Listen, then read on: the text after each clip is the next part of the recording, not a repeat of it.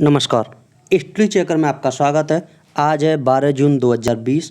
12 जून 2020 की जितनी भी नेशनल और इंटरनेशनल करंट अफेयर्स बनती हैं उन सभी प्रश्नों की हम विस्तारपूर्वक चर्चा करेंगे। साथ ही साथ वीडियो के लास्ट में मैं आपसे एक प्रश्न पूछूंगा, उस प्रश्न का जवाब आप हमें कमेंट बॉक्स में दे सकते हैं। इस वीडियो की PDF डाउनलोड करने के लिए और स्टडी संबंधित अन्य अत्यंत महत्वपूर्ण PDF डाउनलोड करने के लिए आप हमारे टेलीग्राम ग्रुप में ज्वाइन हो सकते हैं। उस टेलीग्राम ग्रुप का लिंक मैंने आपको डिस्क्रिप्शन में दिया हुआ है। डिस्क्रिप्शन में जाकर लिंक पर क्लिक कीजिए और हमारे टेलीग्राम ग्रुप पर ज्वाइन हो जाइए। वहाँ आपको स्टडी चेकर की सभी PDF के साथ साथ अन्य सभी एग्जामों के लिए भी महत्वपूर्ण PDF एक साथ मिल जाएंगी। तो शुरुआत करते हैं पहले प्रश्न के साथ। आज का पहला प्रश्न है, किसने गोदरेज कंज्यूमर प्रोडक्ट्स लिमिटेड के MD और CEO के रूप में इस्तीफा दिया है? तो इसका सही आंसर हो जाएगा विवेक गंभीर।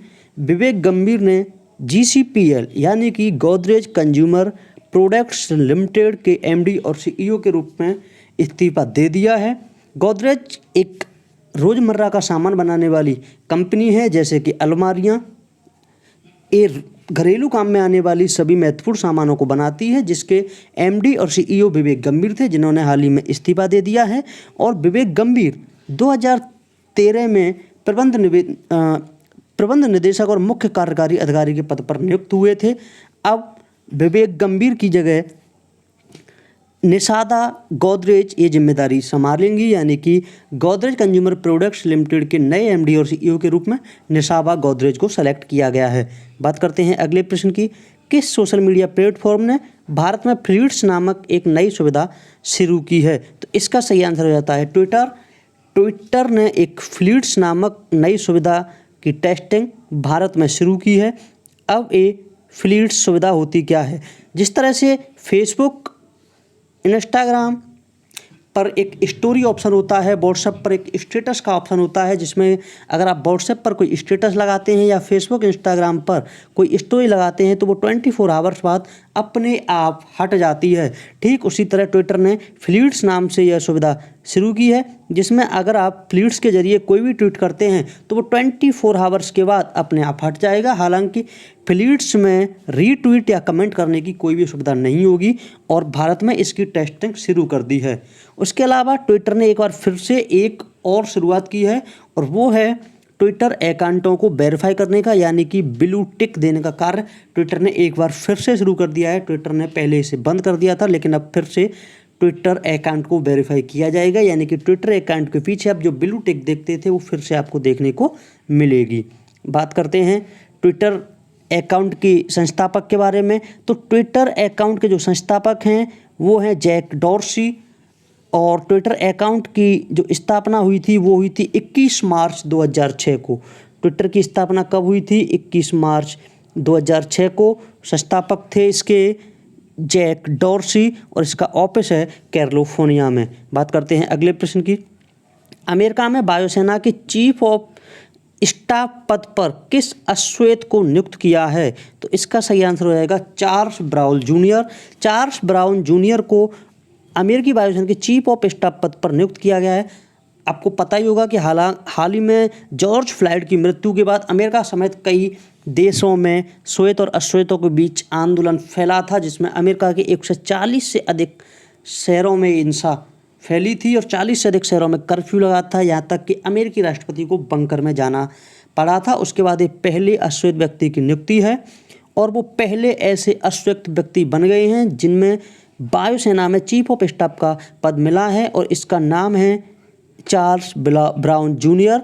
चार्ल्स ब्राउन जूनियर को वायुसेना के लगभग 2900 घंटे तक विमान उड़ाने का अनुभव है। बात करते हैं अगले प्रश्न की।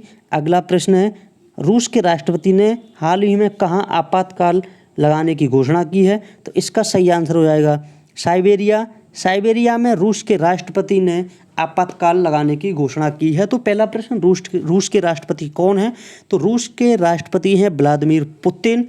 दूसरा प्रश्न, साइबेरिया में इस आपातकाल को लगाने की आवश्यकता क्यों पड़ी? क्या ये कोविड-19 के कारण थी? तो ये आपातकाल की घोषणा कोविड-19 के कारण नहीं थी।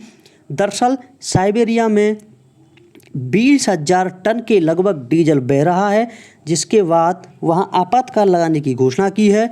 और इस आपातकाल की घोषणा की सबसे अधिक आवश्यकता इसलिए पड़ी क्योंकि जो साइबेरिया में 20,000 टन डीजल बह रहा है वो एक नदी की तरफ जा रहा है, जो कि नदी एक झील से निकलती है और वो झील अन्य नदियों में मिल जाती है, इसलिए पर्यावरण रूप से काफ़ी ज़्यादा नुकसानदायक हो सकता है। इसीलिए राष्ट्रपति ने साइबेरिया में आपातकाल लगाने की घोषणा कर दी है और नदी की तरफ बहते हुए डीजल को रोकने के लिए बड़े बड़े डैम बनाए गए हैं। और रूस के राष्ट्रपति हैं व्लादिमीर पुतिन। बात करते हैं अगले प्रश्न की। क्यूएस रैंकिंग में भारत की तरफ से कितने संस्थान जगह बना पाए हैं?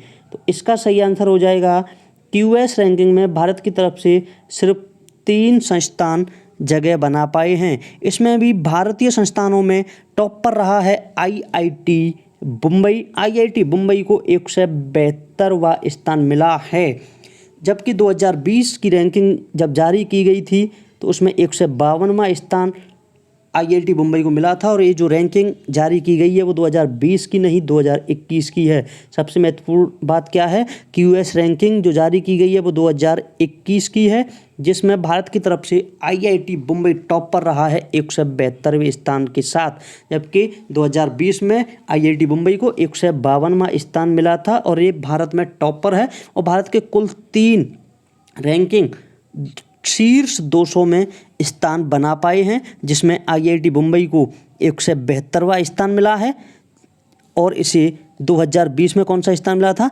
152वां। अगली बात करें तो अगला जो इंस्टीट्यूट है वो है इंडियन इंस्टीट्यूट ऑफ साइंस यानी कि आईआईएससी बेंगलुरु। आईआईएससी बेंगलुरु को 185वां स्थान मिला है, जबकि भारतीय प्रौद्योगिकी संस्थान दिल्ली यानी कि आईआईटी दिल्ली को 193वां स्थान इस रैंकिंग में मिला है। अच्छा, इस रैंकिंग में टॉप पर कौन रहा है? अगर इनकी बात करें तो इस रैंकिंग में टॉप पर लगातार 9वीं साल रही है एमआईटी यानी कि अमेरिका की Massachusetts institute of technology. MIT लगातार 9वें साल क्यूएस रैंकिंग में टॉप पर रही है, जबकि दूसरे स्थान पर स्टैनफोर्ड हार्वर्ड यूनिवर्सिटी, तीसरे स्थान पर कैलिफोर्निया यूनिवर्सिटी रही है। बात करते हैं अगले प्रश्न की। रेटिंग एजेंसी फिच के अनुसार अगले वित्त वर्ष में भारत की वृद्धि दर कितनी होगी? तो इसका सही आंसर है 9.5%, यानी कि अगले वित्त वर्ष में भारत की वृद्धि दर में काफ़ी उछाल देखने को मिलेगा और ये 9.5% पर पहुंच जाएगी। वही फिच के अनुसार इस वर्ष भारत की वृद्धि दर 5% तक सिकुड़ सकती है, जो कि कोविड महामारी के कारण है। बात करते हैं अगले प्रश्न की। विश्व बैंक ने किस राज्य को 1950 करोड़ रुपए का ऋण दिया है? तो भारत इसका आंसर नहीं होगा क्योंकि बात राज्य की हो रही है, तो इसका सही आंसर होगा पश्चिम बंगाल। पश्चिम बंगाल को हाल ही में विश्व बैंक की तरफ से 1950 करोड़ रुपए का ऋण दिया गया है, जो कि कोविड-19 से निपटने के लिए दिया गया है। इसमें से पश्चिम बंगाल को 850 करोड़ रुपए सामाजिक कल्याण योजनाओं पर, जबकि 1100 करोड़ रुपए औद्योगिक संरचना पर खर्च करने होंगे। पश्चिम बंगाल के अगर हम मुख्यमंत्री की बात करें तो पश्चिम बंगाल के मुख्यमंत्री ममता बनर्जी और पश्चिम बंगाल के जो राज्यपाल हैं वो हैं जगदीप धनखड़। उसके अलावा विश्व बैंक के बारे में मैंने पिछली वीडियो में सारे डाउट क्लियर कर दिए थे, फिर भी मैं एक बार और बता देता हूँ। विश्व बैंक के जो अध्यक्ष हैं वो डेविड मलपास हैं। अच्छा, पश्चिम बंगाल की बात करें तो कौन सी पार्टी ने सबसे पहले पश्चिम बंगाल में डिजिटल रैली की थी? तो उसका सही आंसर हो जाएगा बीजेपी। हाल ही में बीजेपी सरकार ने डिजिटल रैली पश्चिम बंगाल में की थी, जो कि भारत के गृह मंत्री अमित शाह के द्वारा की गई थी। आपको पता होना चाहिए कि पश्चिम बंगाल में 2021 में चुनाव प्रस्तावित हैं और पश्चिम बंगाल में 294 विधानसभा की सीट हैं। बात करते हैं अगले प्रश्न की। कर्नाटक सरकार ने किन कक्षाओं की ऑनलाइन क्लास पर रोक लगा दी है? तो इसका सही आंसर होगा 5वीं क्लास तक। कर्नाटक सरकार ने 5वीं क्लास तक के बच्चों की ऑनलाइन क्लासेज पर रोक लगा दी है। कर्नाटक सरकार का मानना है कि 5वीं क्लास तक के बच्चे अभी ऑनलाइन क्लास पढ़ने के लिए सक्षम नहीं होते हैं, इसलिए कर्नाटक सरकार के राज्य माध्यमिक शिक्षा मंत्री एस सुरेश कुमार ने 5वीं क्लास तक की ऑनलाइन क्लास पर रोक लगा दी है। अगर हम कर्नाटक के मुख्यमंत्री की बात करें तो कर्नाटक के मुख्यमंत्री हैं BS येदियुरप्पा, जबकि कर्नाटक के जो राज्यपाल हैं वो हैं वजुभाई वाला। बात करते हैं अगले प्रश्न की। मर्सर के 2020 कॉस्ट ऑफ लिविंग सर्वे के अनुसार प्रवासियों के लिए भारत का सबसे महंगा शहर कौन सा है? तो इसका सही आंसर हो जाएगा मुंबई। कॉस्ट ऑफ लिविंग सर्वे यानी कि रहन सहन के अनुसार सबसे महंगा शहर भारत का है मुंबई। मुंबई शहर को 2020 कॉस्ट ऑफ लिविंग सर्वे में भारत का सबसे महंगा शहर माना गया है। हालांकि विश्व की बात करें तो विश्व में मुंबई को 60वां स्थान मिला है, ये 60वां सबसे महंगा शहर है। जबकि एशिया की बात करें तो एशिया में मुंबई 19वें स्थान पर सबसे महंगा शहर है। अगर मुंबई की बात छोड़ दें तो विश्व स्तर पर दिल्ली 101वां महंगा शहर है, जबकि विश्व स्तर पर चेन्नई 143वां सबसे महंगा शहर है। बात करते हैं अगले प्रश्न की। सरकार ने PMKSY PDMC के तहत राज्य सरकारों को कितने रुपए आवंटित किए हैं? तो इसका सही आंसर हो जाएगा 4000 करोड़ रुपए। 4000 करोड़ रुपए सरकार ने PMKSY प्रधानमंत्री किसान सिंचाई योजना के तहत राज्य सरकारों को 4000 करोड़ रुपए दिए हैं, जिसके तहत 4000 करोड़ रुपए प्रत्येक राज्य को अपने सिंचाई विभाग के लिए किसानों के लिए खर्च करने होंगे और ये सभी राज्यों को कुल मिलाकर 4000 करोड़ रुपए PMKSY यानी कि प्रधानमंत्री किसान सिंचाई योजना के लिए सरकार ने राज्य सरकारों को दिए हैं। PDMC का क्या मतलब होता है? यहाँ पे PDMC आपने लास्ट में देखा होगा। PDMC होता है पर ड्रॉप मोर क्रॉप, पर ड्रॉप मोर क्रॉप होता है PDMC का मतलब। तो कल मैंने आपसे एक प्रश्न पूछा था जिसका आंसर मैं आपको बता देता हूँ। पश्चिम बंगाल में कब तक लॉकडाउन बढ़ा दिया गया है? तो इसका सही आंसर हो जाएगा 30 जून। पश्चिम बंगाल ने 30 जून तक लॉकडाउन बढ़ा दिया है। अब आपसे एक प्रश्न है जिसका आंसर आपको कमेंट बॉक्स में देना है। प्रधानमंत्री नरेंद्र मोदी जी ने 11 जून को किसे संबोधित किया है? CII, ICC, ICMR या फिर इनमें से कोई भी नहीं? अगर आप चैनल पर नए आए हैं तो सब्सक्राइब कीजिए स्टडी चेकर को। हम करंट अफेयर्स की इंटरनेशनल और नेशनल करंट अफेयर्स क्वेश्चंस की वीडियो रोजाना सुबह 4 बजे अपने चैनल पर अपलोड करते हैं और टॉप 10 प्रश्न आपके लिए लेकर आते हैं। इस प्रश्न का आंसर मिलेगा आपको अगली वीडियो में। तब तक के लिए नमस्कार।